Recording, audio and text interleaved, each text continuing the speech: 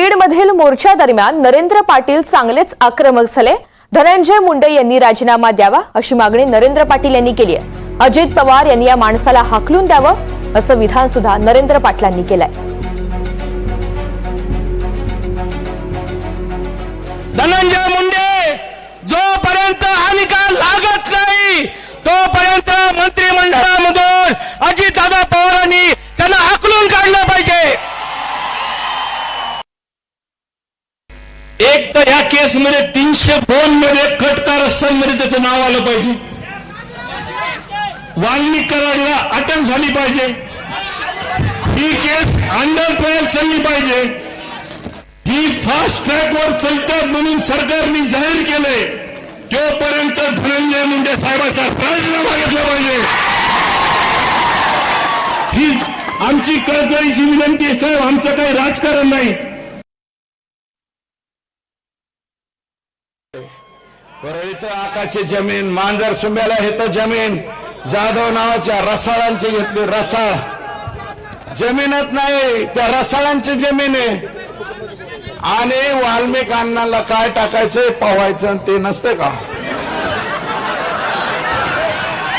Swimming पूल टाकायचं आहे आणि जमिनी कुणाच्या बी उकरतो, वाटण त्याच्या जमिनी उकरतो। अरे सिकंदराला सुद्धा ही परवानगी नव्हती, ॲडॉल्फ हिटलरला सुद्धा नव्हती।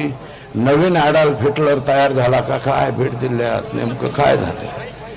अत्यंत बेकारी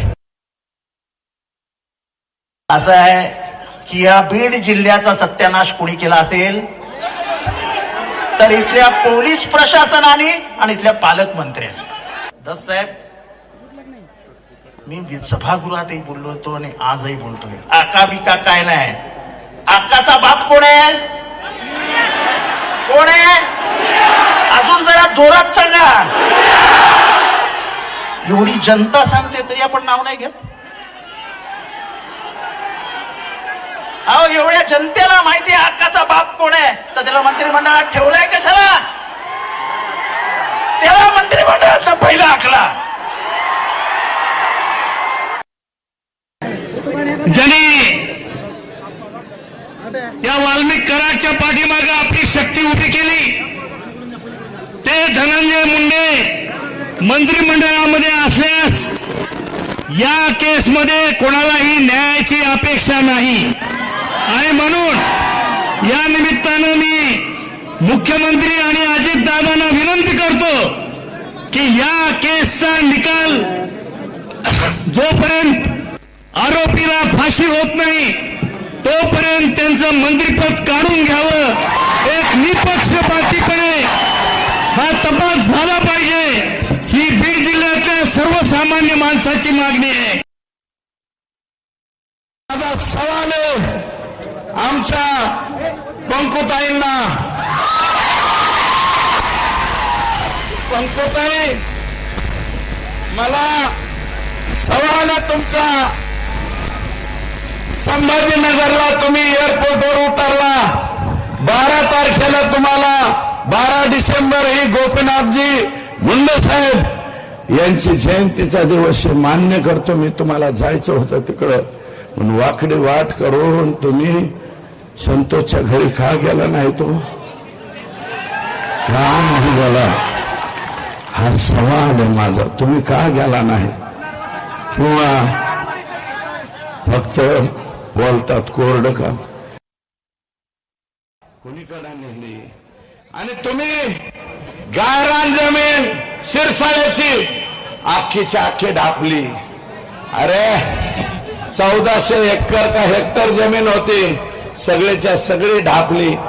आणि मार्केट कमिटीला आहेत ना, येत असतील ना शिरसाळ्याचे कोणीतरी, अरे उठून उभा राहा ना, मर्द असला तर उभा, गणपत पाटलाचा मावस भाऊ असला तर उभं राहू नको। तर यांनी 1400 एकर गायरान जमीन हल्ली, सगळे वाल्मिक कराड आणि धनंजय मुंडेंचे बगल बच्चे यांनी जमीन हल्ली आणि ओन सोडलाय। अरे तुम्ही ओबीसी म्हणता, तिथं बंजारा समाजाचे लोक होते. बंजारा समाजाची स्मशानभूमी सुद्धा इकडेच घेतली. एवढी आजो इलेक्शन आले की एवढी आजो, इलेक्शन संपलं की बाजाजो. या मोर्चातून सर्व पक्ष नेत्यांचा निशाणा हा धनंजय मुंडे यांच्यावर होता. धनंजय मुंडेंना मंत्रिपद देऊ नका हे आधीच सांगितलेलं होतं. बीडचा बिहार होईल हे सुद्धा सांगण्यात आलेलं होतं, असं संभाजीराजे छत्रपती यांनी म्हटलंय.